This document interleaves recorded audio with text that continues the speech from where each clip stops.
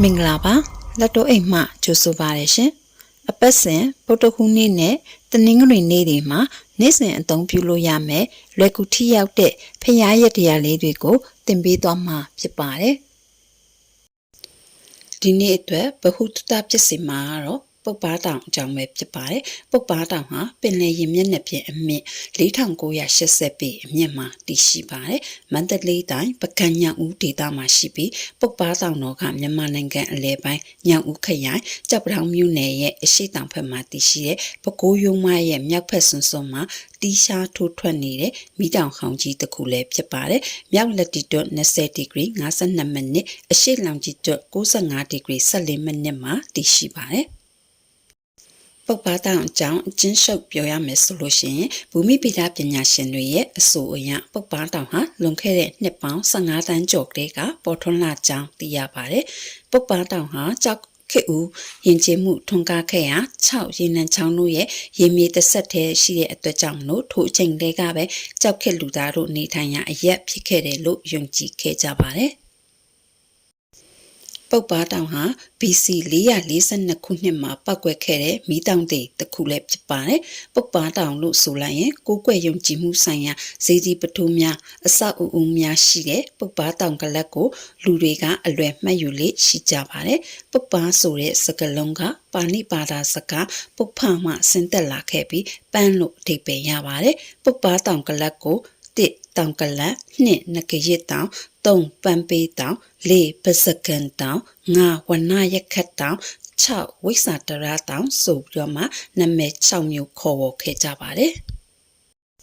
အနောရထာရဲ့သူရဲကောင်း၄ဦးအနက်ထွန်းအရှိ30နဲ့ထွန်းရေးမှန်အောင်ငှင်နိုင်တဲ့လူစွမ်းကောင်းငလုံးလက်ဖဲကလည်းပုပ္ပါသားပဲဖြစ်ပါတယ်။တချို့မှတ်တမ်းတွေမှာပုပ္ပါတောင်ဟာရှင်းလူမျိုးများနဲ့ဆက်ဆက်နေတယ်လို့လည်းဆိုကြပါတယ်။ချင်းဘာသာစကားပူပါမှပြောင်းလဲလာပြီးပူဆိုတာအဖိုးကိုဆိုလိုတာဖြစ်ပြီးပါဆိုတာအဖေကိုဆိုလိုတာကြောင့်ဘိုးဘေးတောင်လို့လည်းအဓိပ္ပာယ်ရပါတယ်ပုပ္ပါတောင်တဝိုက်မှာရှင်းလူမျိုးအများစုနေထိုင်တဲ့ရွာကြီး9ရွာလည်းရှိခဲ့တယ်လို့ဆိုပါတယ်ရှေးဟောင်းမြန်မာရာဇဝင်ကျမ်းအဆိုအရပုပ္ပါနဲ့ပတ်သက်ပြီးပကံခေတ်မှာထင်ရှားတဲ့အချက်3ချက်ရှိခဲ့ပါတယ်နံပါတ်1ပြူစောတိမင်းလက်ထက်ကစပြီးပကံမြင်းများနှစ်စဉ်ပုပ္ပါတောင်တက်ပွဲကျင်းပခဲ့ခြင်းနံပါတ်2နတ်တောင်ဟုအတိအလင်းဖော်ပြလာခြင်းနဲ့နံပါတ်3နိုင်ငံရေးအရာကြောထောက်နောက်ခံနယ်မြေအဖြစ်အရေးပါလာခြင်းတို့ပဲဖြစ်ပါတယ်ပြူစောတိမင်းတက်ပြီး4ဆက်မြောက်ဖြစ်တဲ့တေလဲကြောင်မင်း AD 934လက်ထက်ရောက်တဲ့အခါပုပ္ပါရဲ့တမိုင်းကြောင်ကပြောင်းလဲစပြုလာခဲ့ပါတယ်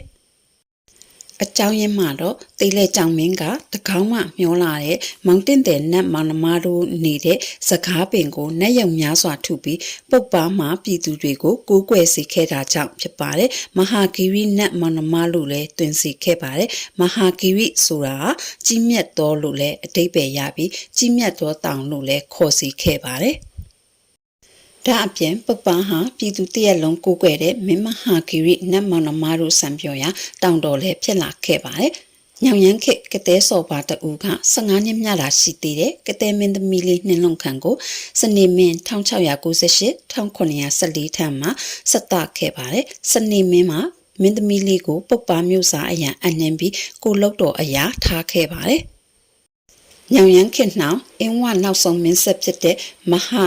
ဓမ္မယာစာအဓိပတိမင်းကိုမဏိပူရစော်ပွားကအသက်12နှစ်တာရှိသေးတဲ့သမီးတော်ကတဲမင်းကိုစတပြန်ပါတယ်။ဘယင်မှာမင်းသမီးကိုပုပ္ပါမျိုးစားအရာအနှင်ခဲ့ပါတယ်။တီဘောမင်းပါတော်မူပြီးတဲ့နောက်ပုပ္ပါဒေတာမှာဘူနဲ့ကျော်ကလည်းအင်္ဂလိပ်တို့ကိုတော်လှန်တိုက်ခိုက်တဲ့သူအဖြစ်ပါဝင်ခဲ့ပါတယ်။1920မှာတော့ခောပကလူကြီးဦးတာတင်ဆိုတဲ့လူကပုပ္ပါတောင်ကလပ်ပေါ်ကိုတက်ရောက်နိုင်စေဖို့အတွက်လူသွားလမ်းကိုခုတ်ထွင်ရှင်းလင်းခဲ့ပါတယ်ပုပ္ပါတောင်မကြီးကအမြင့်ပေ4982ပေရှိပြီးပုပ္ပါတောင်ကလပ်က2418ပေမြင့်တယ်လို့မှတ်သားရပါတယ်အများစုကပုပ္ပါတောင်လို့ဆိုလိုက်ရင်ပုပ္ပါတောင်ကလပ်ကိုသိကြတာများပါတယ်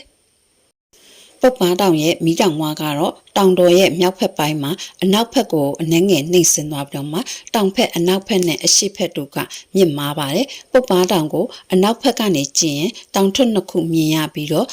မြောက်ဘက်ကနေကြည့်ရင်တော့တောင်ထွတ်တစ်ခုတည်းမြင်ရမှာဖြစ်ပါတယ်ပုပ္ပားတောင်ဟာတောင်ထွတ်တစ်ခုတည်းသာရှိတာမဟုတ်ပဲစပပုံတောင်ရေတွင်းတောင်မောင်းတောင်ငုတ်တူတောင်လက်ဘို့တောင်မှန်တောင်စေးပွင့်တောင်စိန်တောင်မာလာတောင်ကင်ပွန်းတောင်စသည်ဖြင့်တောင်ဆွဲများစွာလည်းရှိကြပါတယ်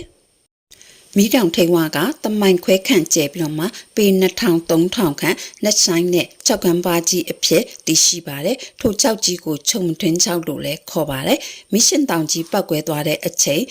ရင်းကြောက်ကြီးထဲကနေပြီးတော့မှမီကိုမီရှန်ပြပူရှော်မြုပ်တို့ဟာပုပ္ပားတောင်ကြီးရဲ့ခက်လန်းလန်းအထိကိုရှိန်ပြင်းစွာစီးထွက်လာ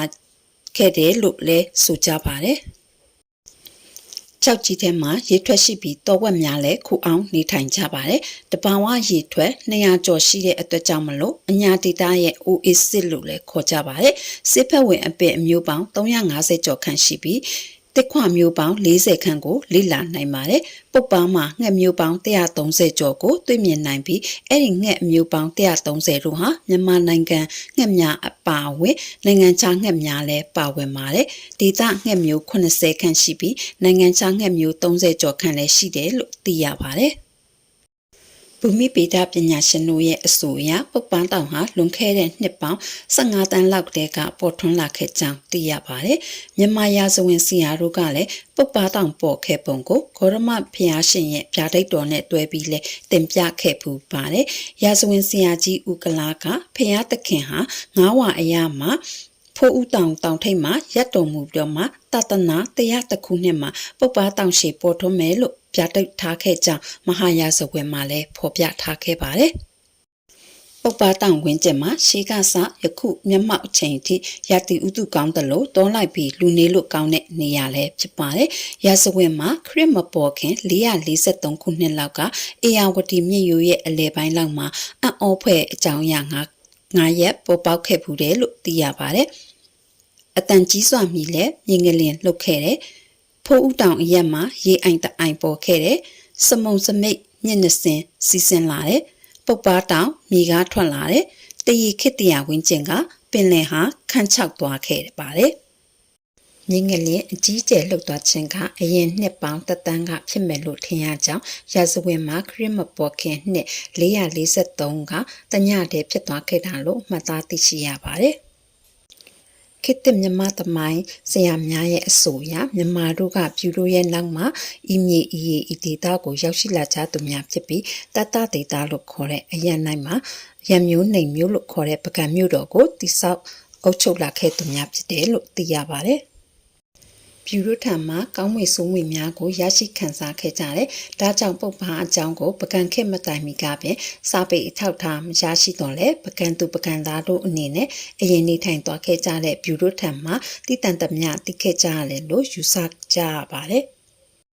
ပုပ္ပားတောင်ကိုနတ်တောင်အဖြစ်စတင်ပြုခဲ့တာလည်းပြူတို့ထံမှာရတဲ့အမွေဖြစ်ကောင်းဖြစ်နိုင်ပါတယ်။ပြူစောတိမင်းလက်ထက်မြန်မာမင်းတို့ပုပ္ပားတောင်တက်ပွဲကိုနှစ်စဉ်ကျင်းပခဲ့ကြောင်းဆိုထားတဲ့အတွက်လည်းဖြစ်ပါတယ်။ဘလို့ရည်ရွယ်ချက်နဲ့ခုလိုတောင်တက်ပွဲကျင်းပခဲ့လဲဆိုတာထင်ရှားမသိရတော့လဲစင်စစ်မြင့်မြတ်သောနတ်တောင်လို့အတိမတ်ပြုထားတဲ့အတွက်ကြောင့်လိုတာထင်မိပါကြောင်းတင်ဆက်ပေးလိုက်ရပါတယ်ရှင်။နောက်နေ့တွေမှာလည်းလွယ်ကူထိရောက်မြန်ဆန်တဲ့ယတရားနဲ့ပတ်သက်တဲ့ဗဟုသုတရစီမာလေးတွေကိုသင်ပေးသွားမှာဖြစ်လို့လက်တိုးအိမ်ကိုစောင့်မျှော်ကြည့်ရှုအားပေးကြပါအောင်နော်အဆုံးထိကြည့်ရှုပေးတဲ့အတွက်ကျေးဇူးတင်ပါတယ်ရှင်။